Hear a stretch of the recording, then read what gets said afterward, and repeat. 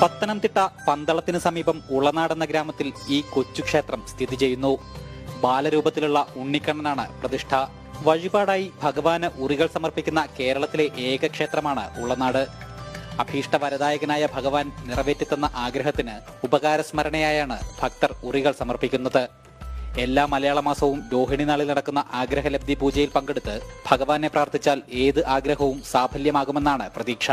ആഗ്രഹപൂർത്തീകരണത്തിന് ശേഷം ഭക്തർ സമർപ്പിച്ച ഉറികൾ തന്നെ തെളിയിക്കുന്നു ഭഗവാന്റെ വരപ്രസാദം. വെണ്ണ, പഞ്ചസാര, അവിൽ, ഉണ്ണിയപ്പം തുടങ്ങി എന്തും ഉറിയിൽ നിറച്ച് ഭഗവാന് സമർപ്പിക്കാം.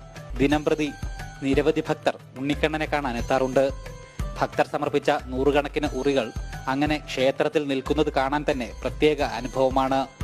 ആരെയും അമ്പാടിയെന്ന് തോന്നിപ്പിക്കും ഇവിടുത്തെ ദൃശ്യങ്ങൾ.